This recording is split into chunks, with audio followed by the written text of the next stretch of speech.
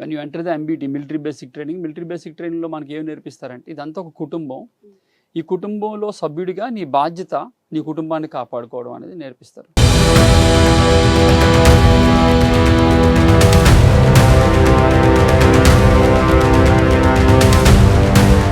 ఇక్కడ ఇలా జరుగుతుందని తెలుసుకున్నప్పుడు జీవితం అయిపోయింది వాళ్ళది. పాపం భార్య భర్తను కోల్పోయింది, అమ్మ కొడుకుని కోల్పోయింది.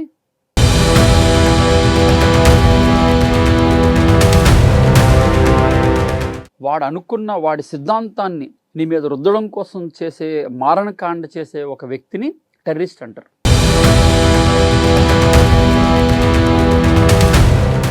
మాస్టర్ మైండ్ ఎవరు అని అడిగితే క్లియర్ కట్గా పాకిస్తాన్ ఆర్మీ చీఫ్ ఆసిఫ్ అని చెప్పొచ్చు.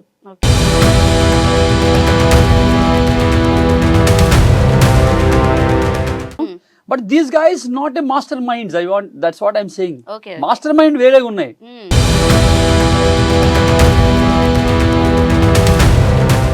చైనా ఎప్పుడు తన డామినేషన్ చూపించుకోవడం కోసం మళ్ళీ ఇండియాతో గిల్లి కజ్జాలు చేయడం ఇవన్నీ చేస్తుంది. కాదు కొందరు మూర్ఖులు ఏం చేస్తారంటే వాళ్ళకి ఎకనమీతోని సంస్కారంతోని కుటుంబం తాలూకా ఇబ్బందులతోని సంబంధం ఉండదు. వాళ్ళ మూర్ఖత్వమే వాళ్ళది. ఒక ఎనర్జీ ఉంటుంది. నేను కదా నియమించబడ్డాను ఈ దేశాన్ని కాపాడడానికి, ఇది నా బాధ్యత కదా.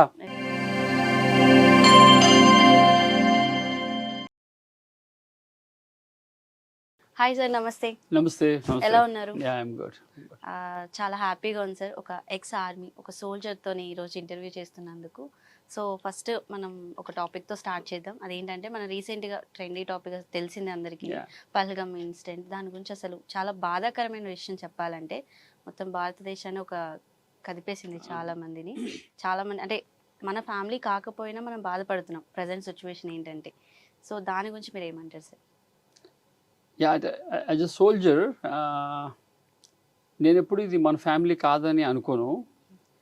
భారతదేశంలో ఏ విధమైన ఇలాంటి టెర్రరిస్టులకు సంబంధించిన ఇన్సిడెంట్ జరిగినా సరే మన ఫ్యామిలీలోనే ఏదో జరిగింది, మన కుటుంబంలో జరిగింది అనేది అనే ఇంపాక్ట్ అయితే నా మీద అయితే ఉంటుంది. ఎందుకంటే మేము ఎంబీటీ చేసినప్పుడు మాకు ఏమి నేర్పిస్తారంటే ఇదంతా ఒక కుటుంబం. మనమంతా ఈ దేశంలోని ఇదంతా ఒక కుటుంబం అయితే కుటుంబంలో ఒక కొడుకుగా నీ బాధ్యత ఈ కుటుంబాన్ని కాపాడాల్సిన బాధ్యత అనేది ఎంబీటీలో నేర్పిస్తారు మాకు. అంటే సోల్ ఆఫ్ ద ట్రైనింగ్ అదే. When you enter the MBT military basic ట్రైనింగ్లో మనకి ఏం నేర్పిస్తారంటే ఇదంతా ఒక కుటుంబం. ఈ కుటుంబంలో సభ్యుడిగా నీ బాధ్యత నీ కుటుంబాన్ని కాపాడుకోవడం అనేది నేర్పిస్తారు. సో ఎప్పుడైతే మిలిటెంట్స్ టెర్రరిస్టులు అటాక్ చేశారు, అది అమాయకుల్ని, టూరిస్టులని, చిన్నపిల్లల్ని, వాళ్ళు పాపం వాళ్ళ లైఫ్లో ఏదో హాలిడే స్పెండ్ చేయడానికి అక్కడికి వెళ్ళారు. సో వాళ్ళ మీద వీళ్ళు చూపించే ప్రతాపం చాలా చాలా ఎక్కువ నన్ను దిగ్భ్రాంతికి గురి చేసింది అండ్ బాధ ఎక్కువ వేసింది నాకు. అంటే యాజ్ అ సోల్జర్స్ మీద టెర్రరిస్ట్ గ్రూప్లు అటాక్ చేయడం, లేకపోతే ఆర్మీ క్యాంప్స్ మీద టార్గెట్ చేయడం, ఇవన్నీ వెరీ కామన్గా జరుగుతూ ఉంటాయి. So we had experience with this all things. అదంతా ఓకే. బట్ నిరాయుధుల్ని, అభాగ్యుల్ని, వాళ్ళు ఏదో వాళ్ళ లైఫ్లోని దొరికిన మంచి టైంని ఒక మంచి ప్లేస్లో స్పెండ్ చేద్దామని రిటైర్డ్ పీపుల్ కొందరు ఉన్నారు, కొందరు అప్పుడే పెళ్లి చేసుకున్న వాళ్ళు ఉన్నారు దానిలోని. సో ఇప్పుడు ఇంకోటి ఏంటంటే 370 తీసేసిన తర్వాత కాశ్మీర్కి వెళ్ళడం అన్నది అందరికీ, భారతీయులందరికీ ఒక కళ లాంటిది అనమాట. సో మన తెలుగు వాళ్ళకి ఎలాగైతే తిరుపతి వెళ్ళాలని కళ ఉంటుందో అలా లైఫ్లో ఒక్కసారి ఒక మంచి ప్లేస్కి వెళ్ళాలంటే అలాంటి ప్లేస్ కాశ్మీర్ అనేది ఒక జన్నతి ప్లేస్ అని చెప్తారు. అంటే ఒక హెవెనీ ప్లేస్ అని చెప్తారు. స్వర్గంలా ఉంటుందంట, మంచు పడతా ఉంటుందంట, అక్కడ పూలు ఇలా ఉంటాయంట అని వర్ణనలు విన్నాం కదా మనం, సినిమాల్లో చూసామని. సో ప్రతి మనిషి తన జీవిత కాలంలో ఒకసారి అలాంటి అద్భుతమైన ప్రపంచాన్ని నేను చూడాలి అనుకుంటారనమాట. ఏదో వాళ్ళ లైఫ్లో దొరికిన కంఫర్టో లేకపోతే వాళ్ళు పాపం కష్టపడి రూపాయి దాచుకున్న డబ్బులతోనో జీవితంలో ఒక్కసారి ఆ సెలబ్రేటివ్ ప్లేస్కి వెళ్దామని అన్న కళ అందరికి అంటారు. సో అలా పాపం వెళ్ళిన అమాయకమైన ప్రజల్ని వాళ్ళకి అక్కడ ఏం జరుగుతుందో తెలియదు. అంత ప్రీ ప్లాన్ జరిగింది అంతా నాది. సో ముందే ప్లాన్ చేసి వాళ్ళు నాకు నిర్దాక్ష్యంగా చంపేయడం అనేది చాలా బాధ వేసింది నాకు. ఒక సైనికుడిగా అంటే అందరి ముందు నేను యాడ్లేకపోయాను, కానీ లోపల చాలా బాధపడ్డాను నేను. ఫస్ట్ నిజం అనుకోలేదు మీరు. చాలా మంది రీల్స్ గానీ అవన్నీ వస్తూ చేస్తా ఉంటాయి. ఉంటారు. అక్కడ ఉన్న వాళ్ళు కూడా నిజం అనుకోవట్లేదు పాపం. అంటే జీవితం చూడండి అంత ఎలా ఉందో, వాళ్ళకి రియాలిటీని కూడా తెలుసుకున్నప్పటికీ జీవితం అయిపోయింది. It's gone over. మ్మ్. ఇక్కడ ఇలా జరుగుతుందని తెలుసుకున్నప్పుడు జీవితం అయిపోయింది వాళ్ళది పాపం. మ్మ్. భార్య భర్తను కోల్పోయింది, అమ్మ కొడుకుని కోల్పోయింది, ఆ అన్నయ్య ఏమో చెల్లిని కోల్పోయాడు, మ్మ్. అయిపోయింది లైఫ్. అంటే చాలా మంది అడుగుతూ ఉంటారు, సార్ మరి ఆర్మీ ఫెయిల్ అయిపోయిందా సార్, మరి ఇంటెలిజెన్స్ ఏం చేస్తుంది సార్ అక్కడ, ఆ. మరి ఫోర్సెస్ అన్ని ఏం సార్ అని అడుగుతారు. చాలామందికి అర్థం కానిది ఏంటంటే, ఒక ఉగ్రవాదికి, ఒక టెర్రరిస్ట్కి, ఒక కామన్ సోల్జర్కి తేడా ఏంటి అంటే, మ్మ్. సోల్జర్ అనేవాడు వాడు ట్రైనింగ్ చేసినప్పుడు నేను మీకు చెప్పాను కదా, మ్మ్. ఇదంతా ఒక కుటుంబం మంది, మ్మ్. ఈ దేశంలో నుంచి ఈ దేశం తాలూకా కుటుంబంలో నువ్వు ఒక సభ్యుడిగా నీకు ఈ ఆయుధం ఇచ్చి నీకు ఇదంతా నేర్పిస్తున్నారు, ఎందుకంటే నువ్వు కుటుంబాన్ని కాపాడాలి కాబట్టి, ఆ బాధ్యత నీకు ఉంది కాబట్టి అని డిఫెన్స్ నేర్పిస్తారు మనకి. అవును. ఓకే, బట్ వాడికి ఏమి నేర్పిస్తారంటే ఎఫెన్స్ నేర్పిస్తారు. ఓకే. నువ్వు ఈ మతంలో పుట్టావు లేకపోతే దీనిలో పుట్టావు కాబట్టి, నువ్వు ఇతన్ని ఈ ఈ ఈ ధర్మాన్ని ఉద్ధరించడానికి పుట్టిన సైనికుడు కాబట్టి, నువ్వు మన ధర్మాన్ని నమ్మలేని అందరినీ చంపేస్తే నువ్వు పైకి వెళ్తే నీకు ఇన్ని ఫెసిలిటీస్ ఉంటాయి, నీకు ఇది చేస్తాడు దేవుడు, ఇది చేస్తాడు, ఇది ఇస్తాడు, ఇది ఇస్తాడు, అలాగా ఇన్ఫ్లుయెన్స్ చేస్తారు. అలా ఇన్ఫ్లుయెన్స్ చేస్తారు. అలా ఇన్ఫ్లుయెన్స్ చేసి వాళ్ళకి ఎఫెన్సే నేర్పిస్తారు. ఇప్పుడు మ్మ్. వాడు ఎప్పుడు ఏం ఫీల్ అవుతాడంటే, నేను చచ్చిపోతాను, ఒక 20 మంది చంపేస్తాను. మ్మ్. నీ లైఫ్ డెస్టినేషన్ ఏంట్రా, నీ లైఫ్ అంబిషన్ ఏంటంటే, నేను చచ్చిపోయేలోపు 20 మందిని చంపేయాలి.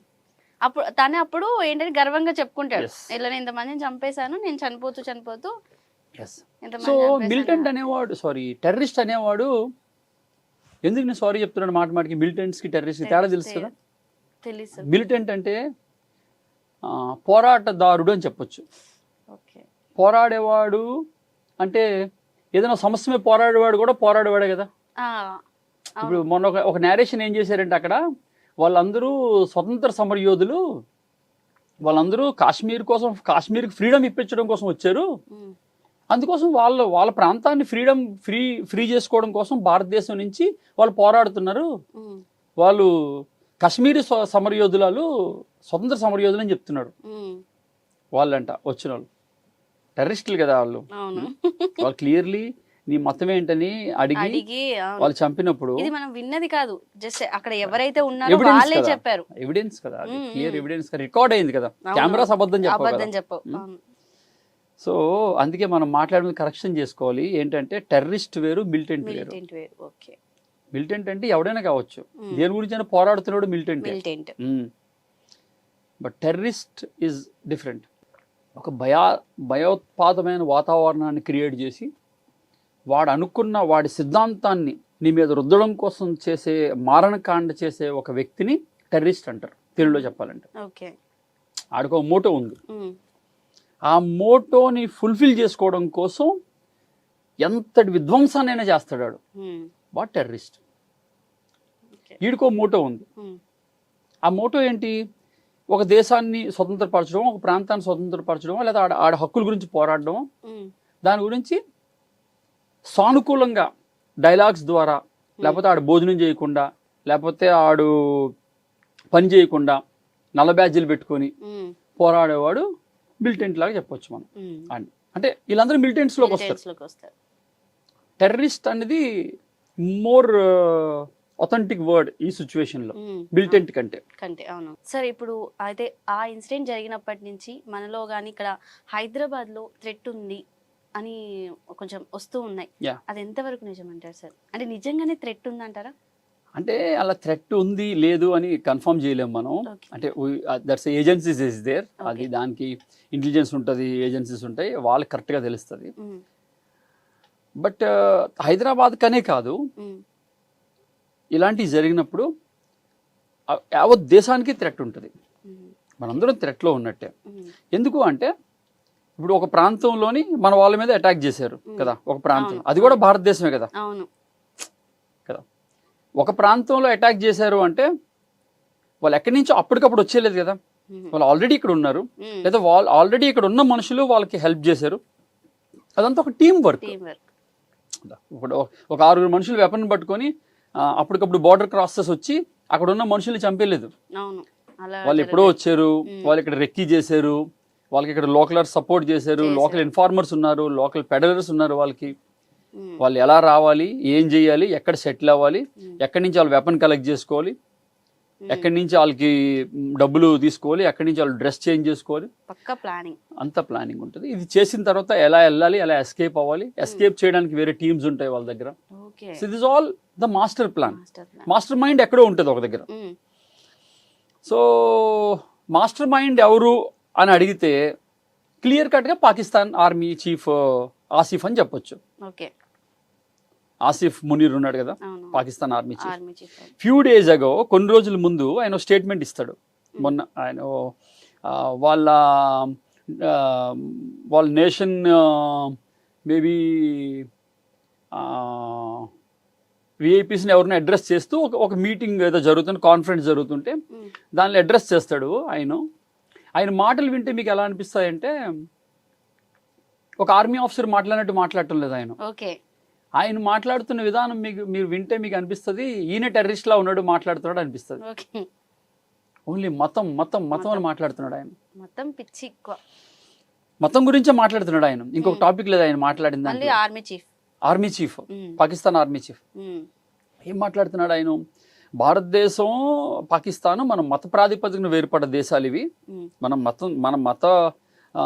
మతపరమైన విషయాల్లో మన ఇద్దరం ఒకలా ఉండలేము అనుకొని మనం విడిపోయాం. మీ మతం మీది, మీ అభిమతం మీది, మీ విధానం మీది, మీ జీవన విధానం మీది అని వాళ్ళతో మనం విడిపోయాం. మనం వాళ్ళతో ఎప్పటికీ కలవలేము. వాళ్ళ సిద్ధాంతాలు వేరు, వాళ్ళ జీవన విధానం వేరు, మంది వేరు. మనం ఎప్పుడు సుపీరియర్, వాళ్ళు మన స్థాయి కాదు వాళ్ళది. మనం ఎప్పుడు సుపీరియర్. అది మన భావితరాలకు కూడా చెప్పాలి. ఏది వాళ్ళకంటే మనం సుపీరియర్ అన్న విషయాన్ని, ఆ సుపీరియారిటీని మనం క్యారీ ఫార్వర్డ్ చేయాలి. ఆ లెగసీని మనం ముందు తరాలకు చెప్పాలి.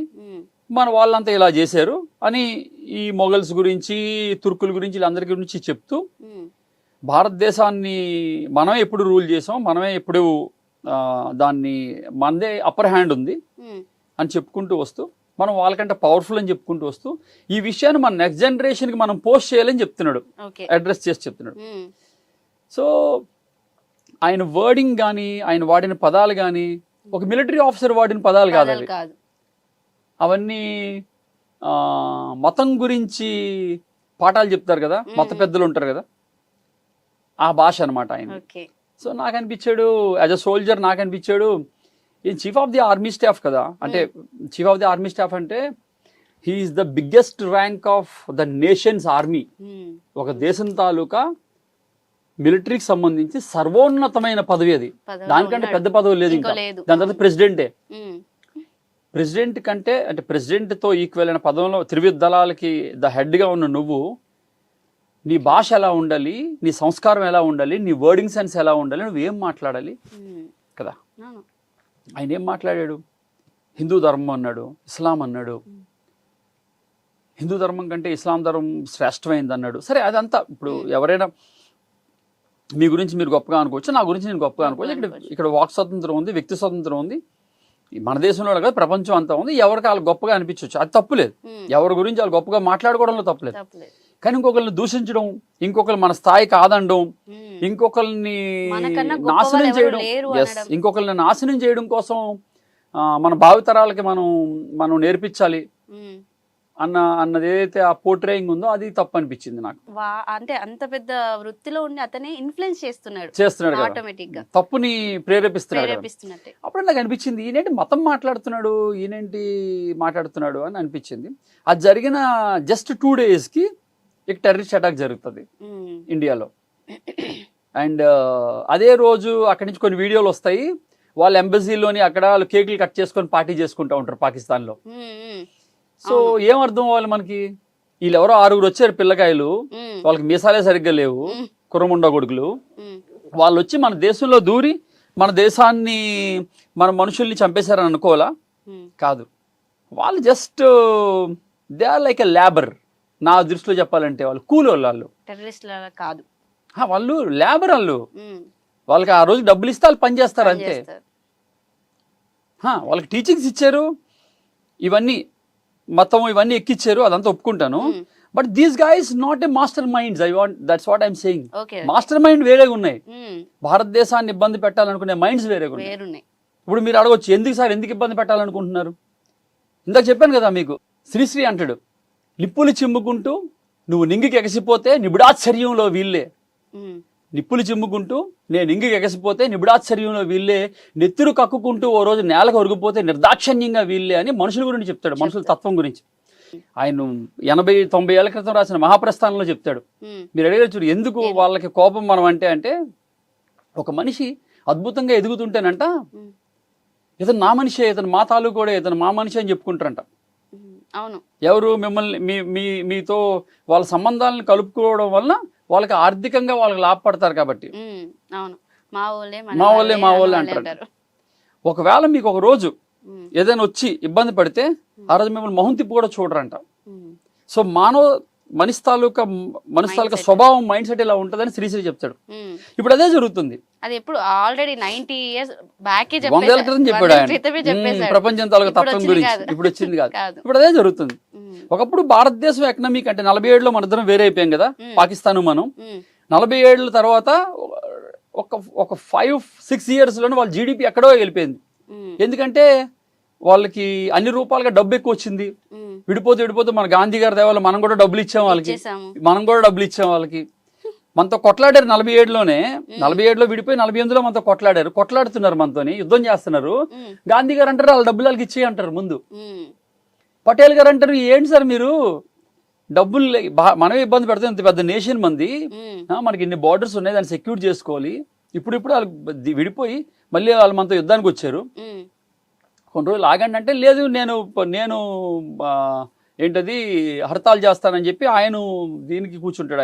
ఆయన స్ట్రైక్ చేస్తాడు గాంధీ గారు వాళ్ళకి డబ్బులు ఇమ్మని. So what ever maybe. So మనం ఇలా వచ్చిన డబ్బు పాకిస్తాన్ దగ్గరికి, అన్ని రకాలుగా వచ్చిన డబ్బు వాళ్ళ జీడిపి హైయెస్ట్ అయిపోవడానికి హెల్ప్ అయింది. ఆ తర్వాత తరంలో భారతదేశం కంటే వాళ్ళ జీడిపి చాలా హైలో ఉండేది, వాళ్ళకి రెవెన్యూ చాలా ఎక్కువ వచ్చేది, సస్యశ్యామలైన భూములు ఉండే వాళ్ళకి. మనం కూడా ఈ వాటర్ మనం ఇచ్చేవాళ్ళమే, మనం ఇప్పుడు కూడా వాటర్ మనమున్నా కదా, దీని వలన ఆపేం కానీ ముందు వాటర్. సో మన రిసోర్సెస్ వలన అండ్ వాళ్ళకి వచ్చిన మంచి పంజాబ్ సింధు భూములు చాలా మంచి భూములు, చాలా బాగా పండుతాయి ఆ భూములు యాక్చువల్లీ. సో అలాంటి మంచి భూములు వాళ్ళ షేర్లోకి వెళ్ళడం వలన వాళ్ళ జీడిపి చాలా హై అయింది, చాలా బాగున్నారు వాళ్ళు బాగున్నారు, జీడిపి హై అయింది. బట్ స్వభావపరంగా బుద్ధి మంచిది కాదు వాళ్ళది. పాకిస్తాన్ది స్వభావపరంగా బుద్ధి మంచిది కాదు, ఎప్పుడు ఎవరినొకరిని ఇబ్బంది పెట్టాలనే స్వభావం అనమాట. సో దానివల్ల ఏమైంది, ఇండియాతో ఎప్పుడు ఏదో ఒక కొట్లాటలు తెచ్చుకోవాలి. ఇండియా పెద్దది కదా, నేషన్ పెద్దది. సో మన రెవెన్యూ ఎక్కువ, మన జనం ఎక్కువ, మనం కష్టపడే వాళ్ళు ఎక్కువ. మన స్వభావం ఏంటంటే మనది నో నాన్ సెన్స్ మెంటాలిటీ మంది. మన ఊరికే నాన్ సెన్స్ ఎవరితో చెయ్యం, ఎవడని చేస్తే ఊరుకో. Exactly. So no nonsense mentality మంది. So no nonsense mentality వల్ల ఏంటంటే మనం ఎప్పుడు పని చేయాలి, కష్టపడాలి. ఈ మెంటాలిటీ వల్ల ఇండియన్స్ గ్రో అయ్యారు బాగా, ఎకనామికల్లీ గ్రో అయ్యారు, కల్చరల్లీ గ్రో అయ్యారు, ఇంటర్నేషనల్లీ గ్రో అవుతున్నారు. ఇది పాకిస్తాన్ నచ్చటం లేదు. అందుకే మనతో ఎప్పుడు ఆ తర్వాత ఏవో గొడవలు చేస్తూ ఉంది, తర్వాత కార్గిల్ చేసింది, ఈ మధ్యలో చాలా చేసింది, ఇవన్నీ చేస్తూ ఉంటుంది ఎప్పుడు. సో మనం ఎదగడం వాళ్ళకి నచ్చకపోవడం వల్లనే ఇవన్నీ వాళ్ళకి ఈ ఏదో ఒక రకంగా డిస్టర్బ్ చేయాలి ఆ నేషన్ని. ఈ మధ్యకాలంలో ఏమైంది, గత 10-15 ఏళ్ళుగా ఏమైంది, ఈ మోడీ గారు వచ్చిన తర్వాత, so I'm not supporting any party, just as a soldier it's my perception of whole Indian history, what my knowledge, what I experience and what I read. ఈ 14-15 ఏళ్ళకి ఏమైంది, భారతదేశం తాలూకా ముఖ చిత్రం ప్రపంచ స్థాయిలో మారిపోయింది. మన ఇంటర్నేషనల్లీ మన సంబంధాలు చాలా మెరుగుపడ్డాయి. ఒకప్పుడు ఏముండేది, అమెరికా 2 నాలుకల ధోరణి వ్యవహరిస్తూ ఉండేది. అమెరికా మనతో చాలా బాగున్నట్టు నటిస్తూ పాకిస్తాన్కి ఎక్కువ సపోర్ట్ చేస్తూ ఉండేది. ప్రీవియస్ గవర్నమెంట్స్ అన్ని, అమెరికన్ గవర్నమెంట్స్ అన్ని. ఎందుకు అంటే అక్కడ ఇక్కడ తెచ్చిన డబ్బులతోని అమెరికా, పాకిస్తాన్ ఏం చేసేది, వెపనరీ అంతా అమెరికా దగ్గర కొనేది. అమెరికాకు వెపనరీ అమ్ముకోవాలి. అమెరికాలో ఉన్న మెయిన్ ఇండస్ట్రీ వెపనరీ. అమెరికాలో ఉన్న మెయిన్ ఇండస్ట్రీస్ ఏమున్నాయో అవి వెపన్ తయారు చేసే ఇండస్ట్రీస్ అనమాట. అది ప్రపంచానికి భయపెట్టో, బుజ్జగించో, లాలించో, అడిదరున్న గన్లన్నీ అమ్మాలి. అమ్మితే ఆడే డబ్బులు వస్తాయి. సో పాకిస్తాన్ కి మనతో గొడవ పెట్టుకోవాలి కాబట్టి వెపనరీ కావాలి, అది అమెరికా నుంచే తీసుకోవాలి.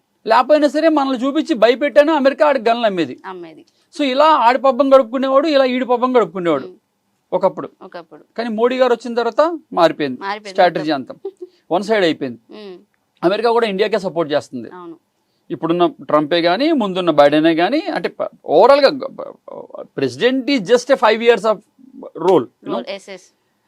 ఒక జాతీయ విధానం, ఒక దేశం తాలూకా జాతీయ విధానం అనేది దాని హోల్ స్ట్రక్చర్లో నుంచి ఆధారపడి ఉంటుంది. వాళ్ళు కొన్నాళ్ళుగా 15-16 సంవత్సరాలుగా, అంటే మోడీ గారు వచ్చిన తర్వాత వాళ్ళ పర్సెప్షన్ మారిపోయింది, భారతదేశంతో వాళ్ళ రిలేషన్షిప్స్ మారిపోయాయి. అండ్ అగైన్ రష్యా ఎప్పటి నుంచో మనతో ఉంది, మధ్యలోనూ ఉంది. వాళ్ళు క్రైసిస్లో ఉన్నప్పుడు మనం వాళ్ళతో ఉన్నాం, మన క్రైసిస్లో ఉన్న వాళ్ళు మనతో ఉన్నారు. ఒక ఫ్యామిలీ, ఒక అన్నదమ్ముల ఎన్విరాన్మెంట్లో నడుస్తుంది అప్పటి నుంచి. అమెరికాకి రష్యాకి ఎప్పుడు చాలా, అమెరికా రష్యా చాలా గట్టి పోటీదారులు ఎప్పుడు. ఇద్దరు బలవంతులు అంటారు కదా, 2 కత్తులు ఒక వరలో ఇమ్మడం అని. అలా ఏంటంటే నువ్వు పెద్ద అంటే నేను పెద్ద, నువ్వు గొప్ప అంటే నేను గొప్ప అని ఇద్దరు దెబ్బలాడుకుండేవారు అమెరికా రష్యా. బట్ మోడీ గారు వచ్చిన తర్వాత he look like he playing the role like a big brother. ఆయన ఒక పెద్ద నీళ్ళ వ్యవహరించి, ఈయనేమనంటే ఆయనతో చెప్పి, ఆయన ఏమంటే ఈయనతో చెప్పి, మీరిద్దరూ సరిగ్గా ఉండండి రా అని చెప్పి వీళ్ళిద్దరిని కుదిర్చి ఒక ఒప్పందం మీదకి తీసుకొచ్చి ఇద్దరిని కలిసి నడిపిస్తున్నాడు చూడు ప్రపంచంలో.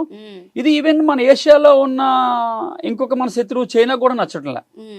అంటే ఇక్కడ మళ్ళీ ఇక్కడేమవుతుందంటే ఏషియన్ కాంటినెంట్లో ఏమవుతుందంటే, ఏషియన్ కాంటినెంట్లోని 2 tight countries, big countries, India, China. మిగిలినవన్నీ చిన్న కంట్రీస్. సో ఈ చైనా ఎప్పుడు తన డామినేషన్ చూపించుకోవడం కోసం మళ్ళీ ఇండియాతో గిల్లి కజ్జాలు చేయడం ఇవన్నీ చేస్తుంది. సో అలాగా పాకిస్తాన్కి మనకి ఇది ఉంది కాబట్టి అది పాకిస్తాన్ సపోర్ట్ చేస్తుంది. బట్ ఒక చైనా పాకిస్తాన్ సపోర్ట్ చేసినంత మాత్రాన మన బలం ఏం తక్కువ అవదు. మనం ప్రపంచంలోని టాప్ 5 కంట్రీస్ ఏవైతే ఉన్నాయో ఆ టాప్ 5 కంట్రీస్ మనకే సపోర్ట్ చేస్తున్నాయి. ఫ్రాన్స్ అయిపోయింది, లేకపోతే ఇజ్రాయెల్ అయింది, రష్యా అయింది, అమెరికా అయింది. సో ఆల్ బిగ్ కంట్రీస్ మనకే సపోర్ట్ చేస్తున్నాయి. ఈవెన్ ఇక్కడ మిడిల్ ఈస్ట్లోని దుబాయ్, యుఏఈ ఇవన్నీ కూడా మనకి సపోర్ట్. ఎందుకు సపోర్ట్ చేస్తున్నాయి భారతదేశం అంటే, భారతదేశం ధర్మబద్ధంగా ఉంది. ఫస్ట్ మనం అన్యాయంగా పోవటం లేదు, మనం అన్యాయం చేయటం లేదు, మనం తప్పు చేయడాన్ని ప్రోత్సహించట్లేదు ఎవరికి. కాబట్టి మనకు సపోర్ట్ చేస్తున్నది ప్రపంచం అంతా. సో ఇప్పుడు పాకిస్తాన్కి చైనా సపోర్ట్ చేస్తుంది అని అన్నారు కాబట్టి, సో మనకి ఎలాంటి వార్ ఉండబోతుంది ముందు? ఎలాంటి వార్ ఉండబోతుంది అంటే, ఇప్పుడు నాకు తెలిసి ఫుల్ ప్లెజ్డ్ వార్ రాదు ఇప్పుడు. ఓకే. అంటే ఎవరు కూడా అమ్మా, ఇప్పుడు ఎవరైనా వార్ చేస్తే వాళ్ళు లాస్లోకి వెళ్ళినట్టే. ఓకే. ప్రపంచం అంతా ఇప్పుడు క్రైసిస్లో ఉంది, ఎకనమీ బాగాలేదు, వరల్డ్ ఎకనమీ బాగాలేదు, ఇప్పుడు అందరూ క్రైసిస్లో ఉన్నారు. కాకపోతే కొందరు మూర్ఖులు ఏం చేస్తారంటే, వాళ్ళకి ఎకనమీతోని, సంస్కారంతోని, కుటుంబం తాలూకా ఇబ్బందులతోని సంబంధం ఉండదు, వాళ్ళ మూర్ఖత్వమే వాళ్ళది, లైక్ పాకిస్తాన్. సో అలాంటి వాళ్ళని హ్యాండిల్ చేయడం కోసం కొంచెం కడువుగా మనం కూడా కొంచెం కఠినంగా మనం వ్యవహరించాల్సి ఉంటుంది. But I'm not think so it's a full pledged war. Full pledged war అయితే అవ్వదు నాకు తెలిసి. అండ్ ఇప్పుడు ఏదైతే ఇండియా మొదలు టెర్రరిస్టుల మీద చేయడం, లాస్ట్ మనం పుల్వామా కానీ లేకపోతే ఊరి కానీ చేసినప్పుడు స్ట్రైక్స్ చేసాం మనం. ఈసారి చేయబోయేది చాలా గట్టిగా ఉంటుంది, ఇది వార్గా ప్రమోట్ అవుతుందా అవదా అనేది మనం ఇప్పటి నుంచి ప్రిడిక్ట్ చేయలేము. And by the grace of almighty వార్గా ప్రమోట్ అవ్వకుండా ఉంటేనే మంచిది, అందరికీ మంచిది, వాళ్ళకి మంచిది, మనకి మంచిది. And according to my knowledge, according to my experience, ఈసారి చేయబోయేది మాత్రం చాలా గట్టిగా చేస్తారు, గట్టిగా ఉంటుంది. ఇది చేయబోయేది గట్టిగా ఉంటుంది, చాలా గట్టిగా ఉంటుంది. అండ్ మళ్ళీ వాళ్ళు తేరుకోవడానికి చాలా టైం పడుతుంది వాళ్ళకి, మనకేమంత ఫరక్ పడదు. అందరూ ఫూలిష్ పీపుల్, లైక్ ఆడెవడు బుట్టో అంటాడు, బుట్టో వాళ్ళ కొడుకు నువ్వు వాటర్ ఆపితే నేను రక్తం పారిస్తాను, these all stupid words, these all. అవన్నీ ఏంటంటే అంటారు కదా, కుక్కలు ఎక్కువ అరుస్తాయి, ఏనుగు చాలా బలంగా నడుచుకొని వెళ్ళిపోతుందని. ఎగ్జాంపుల్, చిన్నప్పుడు మా వీధుల్లో, నేను వైజాగ్లో పుట్టాను, అప్పుడు మా చిన్నప్పుడు మా ఎర్లీ 80s ఆ టైంలో, 70s burn, so early 80s లో మా వీధిలోకి ఏనుగులు వచ్చేవి. మీ చిన్నప్పుడు మీరు ఏనుగులు చూసుంటారేమో, మా రోడ్ల మీద చిన్నప్పుడు ఏనుగులు వచ్చాయి. ఏనుగులు వస్తుంటే ఆ ఏనుగులు వెనకతల వీధి కుక్కలు వచ్చేవి అరుచుకొని. అంటే ఏదో కొత్త జంతువు వస్తే అవి అరుస్తే ఆటోమేటిక్. ఎందుకు అంటే ఎప్పుడు ఏనుగుల కుక్కలు అరుచుకొని వచ్చేవి పెద్ద గుంపులాగా, మాకు భయం వేసేది కుక్కలు ఏనుగుని కరుస్తాయేమో. ఇంతవరకు ఏ కుక్క ఏనుగుని కరవడం నేను చూడలేదు. ఓకే, ఏ ఏనుగు కుక్కకి వెనక్కి తిరిగి సమాధానం చెప్పడం చూడలేదు. ఏ దాని ఏనుగు పని అది వెళ్ళిపోతుంది. ఏ ఏనుగు కుక్కకి వెనక్కి తిరిగి సమాధానం చెప్పడం నేను చూడలేదు. సో ఇక్కడ మనకి ఏం అర్థం అవ్వాలంటే భారతదేశం ఏనుగు లాంటిది, కుక్కలు అరుస్తూ ఉంటాయి, ప్రతి కుక్కకి ఏనుగు సమాధానం చెప్పదు కదా. సో కాబట్టి these all like a barking dogs. So we know need to give reply to every one. But సామ వేద దండోపాయం అంటారు కదా, ఒకసారి సౌమ్యంగా చెప్పడం, ఒకసారి ఫిలాసఫీకి వెళ్ళి చెప్పడం, మూడోది దండోపాయం. అంటే ఫస్ట్ ఈ 3 స్టార్ట్ చేసాం, సెకండ్ 2 స్టెప్స్ అయిపోయింది. సామ్ అంటే డైలాగ్ వార్, డిప్లొమసీ, మనం చెప్పాం, మాట్లాడాం, వాళ్ళు మాట్లాడారు, జయశంకర్ గారు మాట్లాడారు, these all things is happen done. Then second thing Vedantic philosophy, like Vedic philosophy. మనం వాటర్ కట్ చేసాం అండ్ బోర్డర్స్ ని క్లోజ్ చేసాం, వాళ్ళు ఉన్న మనుషులందరినీ వెళ్ళిపోమని చెప్తున్నాం, మనం వీసాలు క్యాన్సిల్ చేస్తున్నాం. సెకండ్ స్టెప్ ఇది. థర్డ్ స్టెప్ ఏముంది? దండోపాయం. బస్ ఇంకా అదే మిగిలింది. తేలుకోలేదు. అంటే ఇప్పుడు జరిగే ఈ సెకండ్ స్టెప్ లోనే అసలు ఏమంటారు ఎలిగేషన్స్ గానీ వస్తూనే ఉన్నాయి, అరుస్తూ ఉంటాయి కదా. మనమే చేయాల్సినవన్నీ చేసుకుంటూ నిదానంగా.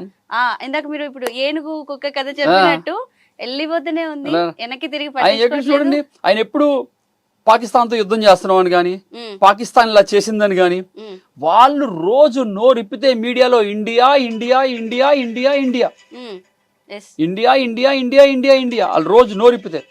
కానీ మనం మాత్రం పాకిస్తాన్ ఇలా చేసిందని కానీ, పాకిస్తాన్ తో మేము ఇలా చేస్తామని కానీ, పాకిస్తాన్ పేరే తీయట్లేదు. Pakistan we are talking about the terrorism, what it's happen there. మన మనుషులకు ఇబ్బంది అయింది, బయట నుంచి వచ్చే మన మనుషులు చంపారు, ఇది చాలా తప్పు. దీన్ని మన ఇంటర్నేషనల్ ప్లాట్ఫామ్ మీద వెళ్ళి చెప్పాలనుకుంటున్నాం, అదే చెప్తున్నాం మనం. అంతే. అంటే ఈసారి ఏదైనా చెయ్యాలి, ఇండియన్స్ కి ఏమైనా చెయ్యాలంటే భయపడాలి. అంతే.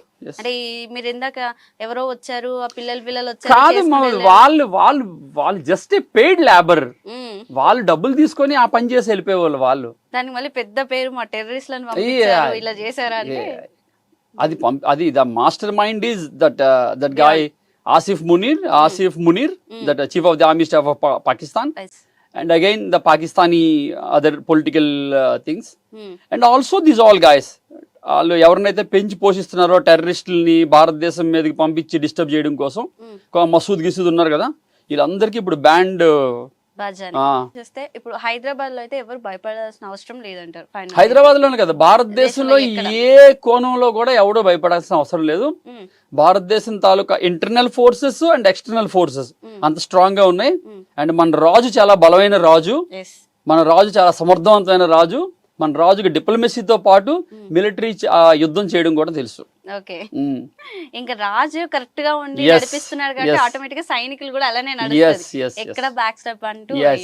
పహల్గామ్ ఈ విషయం కొంచెం పక్కన పెట్టి, యాజ్ ఏ సోల్జర్ గా మీ విషయానికి వస్తే, ఎక్స్ ఆర్మీ సోల్జర్ గా మనం చాలా మూవీస్ లో మేము చూస్తూ ఉంటాం. లైక్ మేము చిన్నప్పుడు మూవీస్ లోని ఇట్లా ఆర్మీ వాళ్ళు ఇలా ఉంటారు, బార్డర్ దగ్గర ఉంటారు, కాశ్మీర్ దగ్గర ఉంటారు, ఇలా చిన్న చూసేవాళ్ళం. అసలు ఫ్యామిలీస్ తో కమ్యూనికేషన్స్ ఉండదు, అసలు ఎలా ఉంటది వాళ్ళ లైఫ్ అని చిన్న క్వశ్చన్ అయితే నాకు ఎప్పుడు ఉండేది. అసలు మీ ఆస్పెక్ట్ అసలు ఎలా ఉంటది సార్? ఆర్మీ లైఫ్ ఎలా ఉంటది? ఆర్మీ లైఫ్ అంటే టఫ్ గా ఉంటదమ్మా చాలా. మనం బయట అంత ఈజీగా ఉండదు, అంత ఈజీగా ఉండదు. ఆర్మీ లైఫ్ చాలా టఫ్ గా ఉంటది. But depends your mind set actually. అంటే ఆర్మీ అంటే ఎంబీటీ అవని వరకు, మిలిటరీ బేసిక్ ట్రైనింగ్ చేయని వరకు, ఆ ట్రైనింగ్ ప్రాసెస్లో ఉన్నప్పుడు చాలా కష్టంగా అనిపిస్తుంది. కొన్నిసార్లు ఎందుకు వచ్చామో అనిపిస్తుంది, కొన్నిసార్లు వెళ్ళిపోవాలనిపిస్తుంది, రకరకాల depends the situation, depend our mindset, this all things. But once you became a complete soldier, మీ కసం పీరియడ్ అంటారు కదా, కసం పీరియడ్ అంటే ఎంబీటీ అయిపోయిన తర్వాత మీ పేరు ప్రెసిడెంట్ ఆఫ్ ఇండియా లిస్ట్లోకి వెళ్తుంది.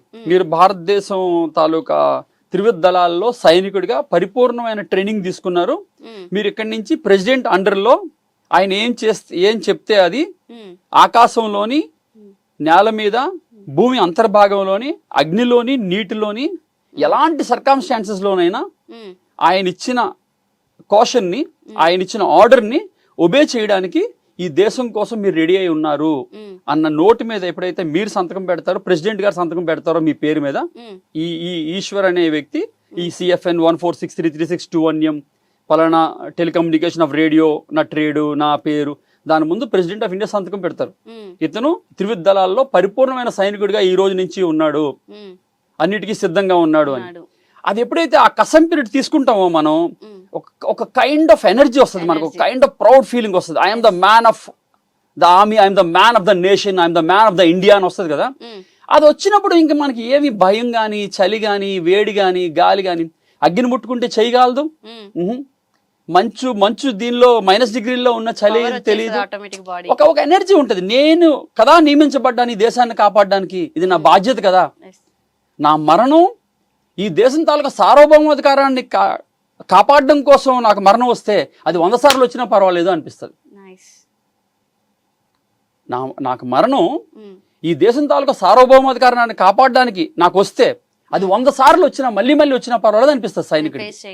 ఫేస్ అంత కాన్ఫిడెన్స్ వస్తుంది నీకు ఆ ఎంబీటీ చేసిన తర్వాత.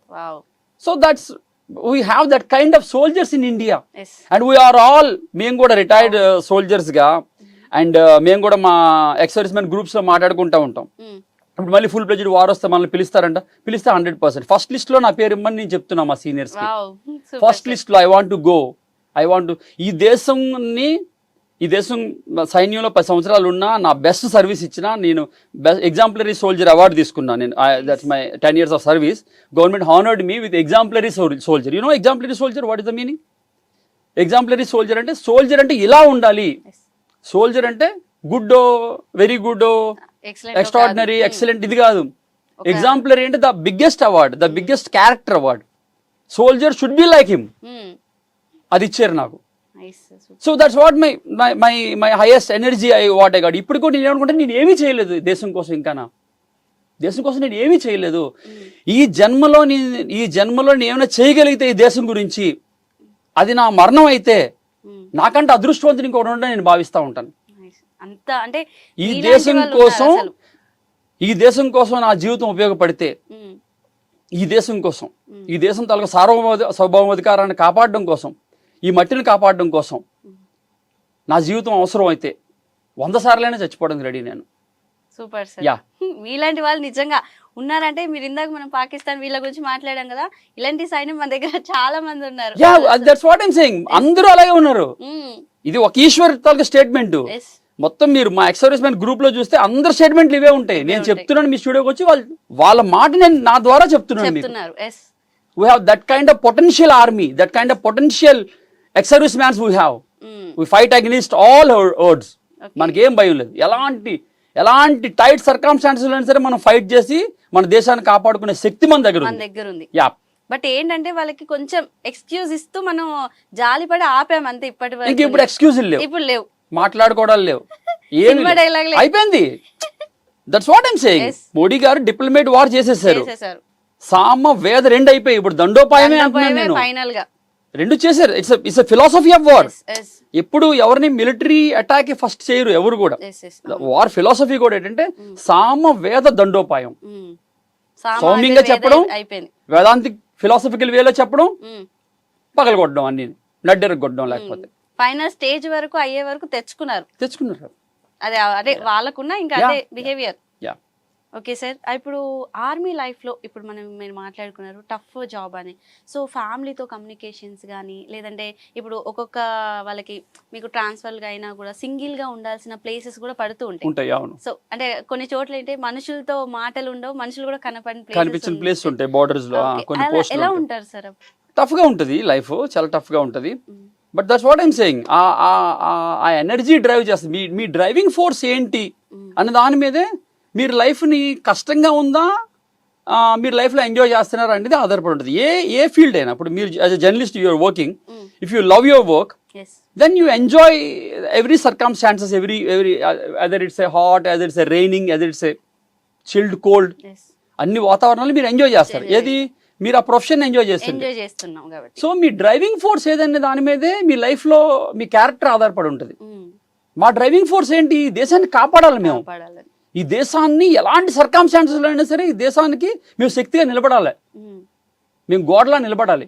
సో అప్పుడు మాకు చలి, బాధ, ఇక్కడ ఎవరు లేరే, ఇక్కడ we never feel like that. ఎవరు ఏ సైనికుడు అలా ఫీల్ అవ్వడు. But it's a very tough job and ఈ రోజు ఏదైతే నేను ఉన్నానో, ఎవరైనా సైనికుడు ఒక కంప్లీట్ సైనికుడిగా మారాడు అంటే దానికి చాలా శ్రమ ఉంటుంది, దానికి చాలా కష్టం ఉంటుంది. But just because of our Indian army, the very great training and very great institution we have, ఈ ప్రపంచంలోని గొప్ప గొప్ప ఇన్స్టిట్యూషన్స్ ఉంటాయి కదా, ఐఐటీలు, IIITలు, ఇవి అవి. నన్ను అడిగితే ఆర్మీ ట్రైనింగ్ ఇన్స్టిట్యూషన్ కంటే గొప్ప ఇన్స్టిట్యూషన్ ఎక్కడ ఉండదు. No, the world's biggest training institution is anything is there, that's a Indian Army training institutions. Okay. Yes, that's అంటే లైక్ ఎలా అంటే మన ఈ భారతదేశంలో పుట్టాము, దీనికి ఎలా ఒకలా రుణం తీర్చుకోవాలి అని అంటే అది ఒక పెద్ద ఆపర్చునిటీ అనుకోవచ్చా? Obviously 100%. ఓకే, obviously ఈ దేశం కోసం, ఈ దేశంలోనే పుట్టాను, నా దేశం కోసం ఏమైనా చెయ్యాలి అంటే you should go defence forces, you should join the defence forces and you give your service. Super. Sir, అంటే ఇప్పుడు మీరు ఒక యాజ్ ఎ సోల్జర్గా లైక్ మీరు ఈ ఆర్మీ ఎంచుకోవడానికి కానీ, ఈ ఆర్మీ ఫీల్డ్లోకి రావడం కానీ, అంటే లైక్ మీ బ్యాక్గ్రౌండ్లో, ఫ్యామిలీ బ్యాక్గ్రౌండ్లో కానీ, మీ ఫ్యామిలీలో ఎవరైనా ఇలా సోల్జర్గా ఉన్నారా, లేదంటే మీ అంతటా మీరే? I'm the first man. నేను మా ఫ్యామిలీ హిస్టరీలోని సోల్జర్గా నేనే. లైక్ అంటే చాలా మంది అంటే అంటూ ఉంటారు కదా సార్, ఫ్యామిలీలో ఆర్మీగా వాళ్ళ సన్ని కానీ మీరు ఒక్కడే కొడుకు పంపించడానికి ఇష్టపడరు. సో మీ పేరెంట్స్ నుంచి మా పేరెంట్స్ ఇష్టపడలేదు, చాలా భయపడ్డారు. ఆ టైంలో ఏదో నాకు చిన్నప్పటి నుంచి అదే ఆ జీల్ ఉండేది, నేను సోల్జర్ అవ్వాలి, I want to serve for nation అని. చిన్నప్పటి నుంచి స్పోర్ట్స్ బ్యాక్గ్రౌండ్ లో ఉండడం వలనేమో ఎక్కువ ఆడినప్పుడు అది చూసేవాడిని. ఎక్కువ నేవీ నుంచి, ఆర్మీ నుంచి, ఎయిర్ ఫోర్స్ నుంచి వచ్చిన ప్లేయర్స్ బాగా పర్ఫామ్ చేసేవాళ్ళు. I'm actually childhood sports men, so I been there in school nationals, school sports and all. So అలా చూస్తున్నప్పుడు ఈ బాయ్స్ నేవీ, బాయ్స్ ఆర్మీ అని ఉంటుంది. 15-16 years బాయ్స్ కూడా ఉంటారు అనమాట, ఆర్మీ నేవీలో జాయిన్ అవుతారు స్పోర్ట్స్ కోటాల్లో అట్లా. సో వాళ్ళని చూసినప్పుడు, వాళ్ళతో కంపేర్ చేసినప్పుడు మనకంటే వాళ్ళ పర్ఫార్మెన్స్ చాలా బాగుండేది. వాళ్ళు చాలా అథెంటిక్ గా ఉండేవారు. వాళ్ళ పర్ఫార్మెన్స్ అండ్ డిసిప్లిన్ అదంతా నన్ను అట్రాక్ట్ చేసింది. So that's why I think so అది ఒక కారణం నేను ఆర్మీ వైపు పుల్ అవడానికి.